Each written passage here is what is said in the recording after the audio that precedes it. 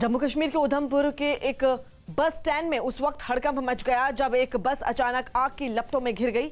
यह हादसा कैसे हुआ इसका पता नहीं चल पाया, लेकिन तेज लपटों में घिरी बस को देखकर वहां अफरा तफरी का माहौल बन गया। देखते ही देखते बस के चारों तरफ से आग की लपटें निकलने लगीं, जिसके बाद पुलिस और फायर ब्रिगेड को इसकी खबर दी गई।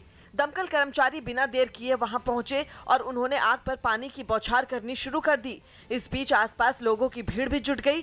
दमकल के लोगों को आग बुझाने में ज्यादा वक्त तो नहीं लगा, लेकिन जब तक आग पर काबू पाया गया तब तक बस पूरी तरह से जल चुकी थी। गनीमत रही कि उस बस में कोई आदमी नहीं बैठा था। आग किस वजह से लगी इसकी जाँच की जा रही है। राजस्थान की राजधानी जयपुर में रेप पीड़ित महिला ने इलाज के दौरान दम तोड़ दिया। एक रोज पहले रेप के आरोपी प्रदीप बिश्नोई ने उसे जिंदा आग के हवाले कर दिया था, जिसमें वो बुरी तरह से झुलस गई थी। बाद में उसे इलाज के लिए जयपुर के सवाई मानसिंह अस्पताल में भर्ती करवाया गया था, जहां उसकी इलाज के दौरान मौत हो गई। इस घटना के बाद राज्य की महिला एवं बाल विकास मंत्री ममता भूपेश अस्पताल पहुंची और उन्होंने घर वालों से मुलाकात की और आरोपी के खिलाफ कड़ी से कड़ी कार्रवाई करने का भरोसा दिया।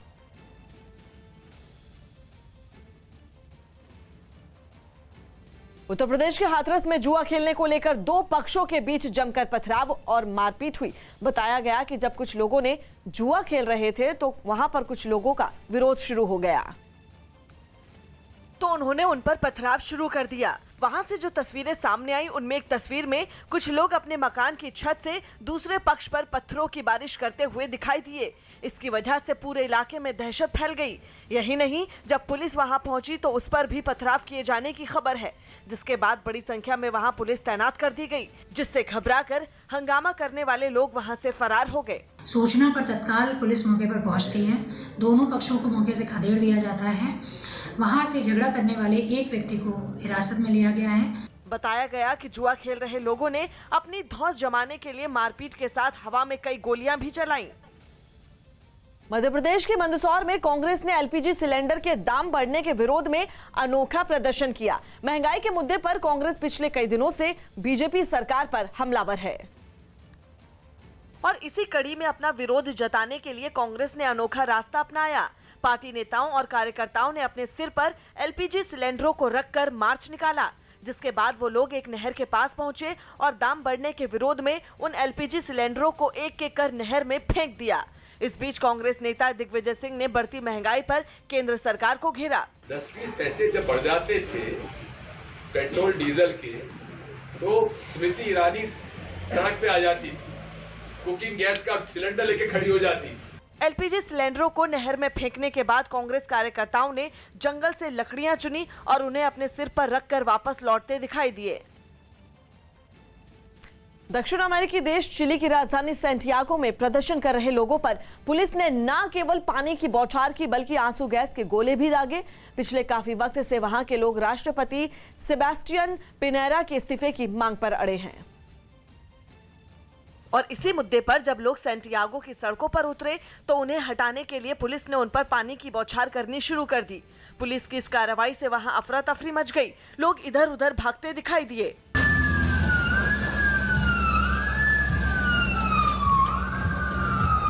लेकिन इसके बावजूद जब लोगों ने सड़क खाली नहीं की तो उन पर आंसू गैस के गोले दागे गए। हालांकि प्रदर्शनकारियों ने भी हार नहीं मानी और उन गोलों को वापस पुलिस की तरफ फेंकते नजर आए। कई लोग तो अपना विरोध जताने के लिए बर्तनों और बिजली के खंभों को पीटते दिखे। इसके साथ ही सैकड़ों लोग एक इलाके में इकट्ठा हुए जहां उन्होंने पोस्टरों और बैनर के जरिए सरकार पर हमला बोला। जम्मू कश्मीर के किश्तवाड़ में एक पिकअप वैन हादसे का शिकार हो गई, जिसमें 2 महिला समेत 3 लोग बुरी तरह से घायल हो गए। सूचना के बाद फौरन सेना के जवान मौके पर पहुंचे, जिन्होंने गाड़ी में फंसे लोगों को बाहर निकाला और उन्हें इलाज के लिए अस्पताल में भर्ती करवाया।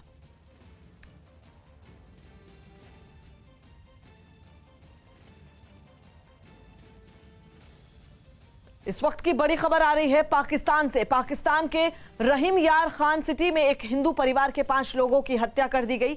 बताया गया कि 5 लोगों की हत्या धारदार हथियार से की गई। पाकिस्तान में आए दिन अल्पसंख्यकों पर अत्याचार की खबर आती रहती है। अब पाकिस्तान के पंजाब में 5 लोगों की बेरहमी से हत्या कर दी गई।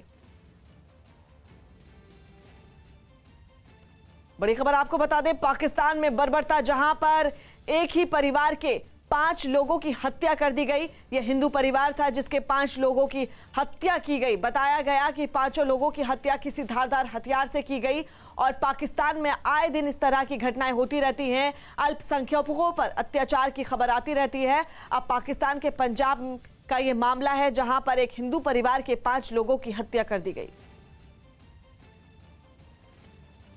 जम्मू कश्मीर से बड़ी खबर आ रही है। जम्मू कश्मीर के बड़े पैमाने पर रोहिंग्या शरणार्थियों की स्क्रीनिंग शुरू हो गई। जम्मू कश्मीर में लंबे समय से रोहिंग्या शरणार्थियों को वापस भेजने की मांग की जा रही थी, जिसके बाद आज से जम्मू में रोहिंग्या शरणार्थियों की पहचान का अभियान शुरू कर दिया गया है।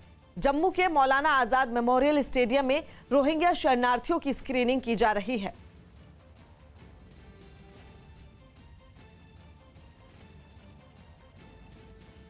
प्रधानमंत्री नरेंद्र मोदी कोलकाता के ऐतिहासिक ब्रिगेड मैदान में आज एक बड़ी रैली को संबोधित करेंगे। विधानसभा चुनाव की घोषणा के बाद प्रधानमंत्री बंगाल में ये पहली रैली करेंगे। इसी रैली में पिछले महीने बीजेपी की ओर से शुरू की गई 5 परिवर्तन यात्रा का समापन भी किया जाएगा। आपको बता दें, प्रधानमंत्री की इस रैली में 10 लाख से ज्यादा लोगों के जुटने का दावा किया जा रहा है और खबर यह भी है कि प्रधानमंत्री की इस मेगा रैली को मशहूर फिल्म अभिनेता मिथुन चक्रवर्ती भी साझा करेंगे और मंच पर मौजूद रहेंगे।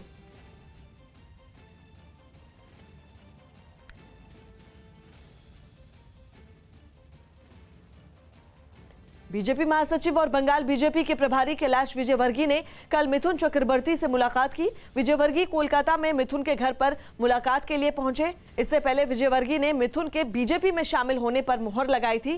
कैलाश विजयवर्गीय ने कहा है कि मिथुन का मन है कि वो मोदी जी के नेतृत्व में पार्टी का काम करें। मिथुन के आज प्रधानमंत्री की रैली में मंच साझा करने की भी खबर है।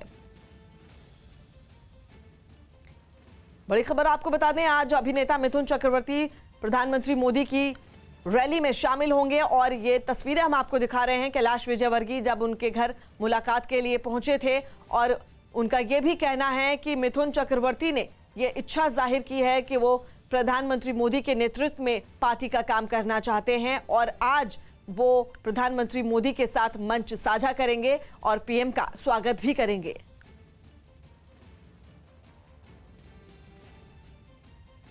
मिथुन चक्रवर्ती कहाँ बैठेंगे, ऊपर या नीचे? अब ये अभी निर्णय करेंगे, उनसे मुझे चर्चा करनी है। पर हाँ, उनका मन है कि वो मोदी जी के नेतृत्व में पार्टी का काम करें। ये माना जा रहा है कि वो आ गए तो फिर तो स्वाभाविक रूप से वो चेहरा हो जाएंगे मुख्यमंत्री का, सबसे बड़ा चेहरा। मैं कह रहा हूँ, ये गलतफहमी किसी को नहीं रहना चाहिए। एक बहुत बड़े चैनल ने मेरे को मुख्यमंत्री बना दिया, तो ये बिल्कुल भी नहीं। हम सब कार्यकर्ता हैं, तय करेगी पार्टी, तय करेंगे पार्टी का आला कमान।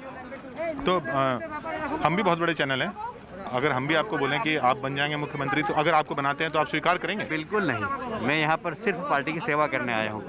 मेरा काम खत्म हुआ कि यहाँ से चला मैं अपना। पश्चिम बंगाल विधानसभा के लिए बीजेपी ने उम्मीदवारों के नामों का ऐलान कर दिया। बीजेपी ने पहले और दूसरे चरण के लिए 57 उम्मीदवारों के नामों की घोषणा की। नंदीग्राम से शुभेंदु अधिकारी को टिकट दिया गया है, जिसके बाद नंदीग्राम में महासंग्राम अब तय है। नंदीग्राम से बंगाल की सीएम ममता बनर्जी चुनावी मैदान में हैं।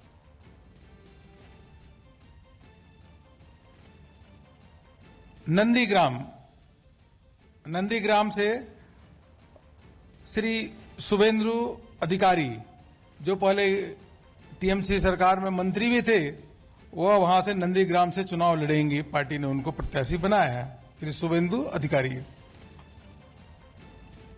शुभेंदु अधिकारी ने नंदीग्राम से टिकट मिलने पर बीजेपी के राष्ट्रीय नेतृत्व का शुक्रिया अदा करते हुए दावा किया कि वो ममता बनर्जी को 50,000 से ज्यादा वोटों से हराने वाले हैं।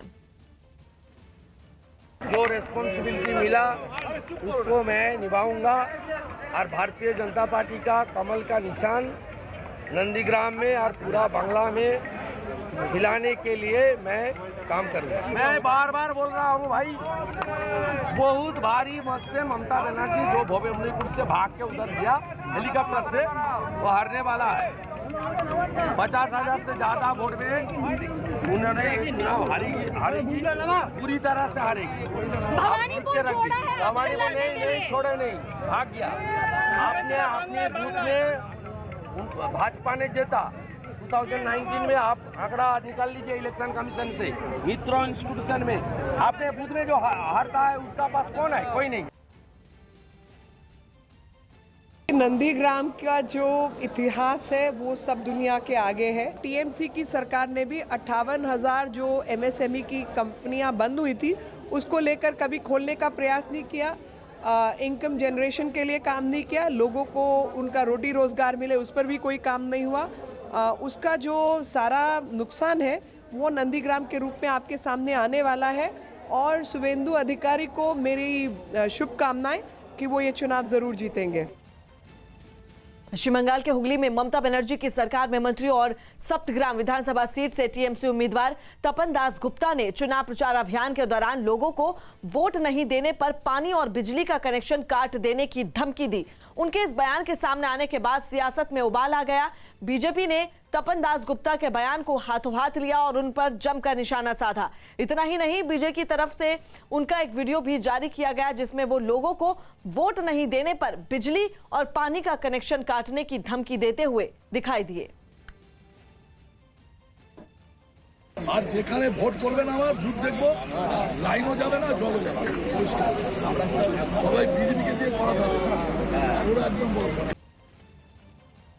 ममता सरकार में मंत्री तपन दास गुप्ता के इस बयान के सामने आने के बाद बीजेपी ने उन पर हमला बोल दिया। बीजेपी नेता अमित मालवीय ने इस पूरी घटना को लेकर एक ट्वीट किया और अपने ट्वीट में लिखा कि हारने के डर से हुगली से विधायक और सप्तग्राम से टीएमसी उम्मीदवार तपन दास गुप्ता मध्यकालीन बर्बरता का समर्थन करते हैं और मतदाताओं को धमकाते हुए कहा कि अगर उन्होंने बीजेपी को वोट दिया तो पानी की सप्लाई काट देंगे। टीएमसी से ऐसी ही उम्मीद की जा सकती है। पश्चिम बंगाल की सीएम ममता बनर्जी आज सिलीगुड़ी में रोड शो करेंगी। ममता बनर्जी का तेल और घरेलू गैस की कीमतों पर केंद्र सरकार को घेरने का प्लान है और इसी रणनीति के तहत वो आज महिलाओं के साथ सिलीगुड़ी में पदयात्रा करेंगी। नंदीग्राम में उनके खिलाफ बीजेपी की ओर से शुभेंदु अधिकारी का नाम तय होने के बाद ममता बनर्जी की ये पहली चुनावी रैली है। ममता बनर्जी करीब 4 किलोमीटर की पदयात्रा के बाद एक रैली को भी संबोधित करेंगी।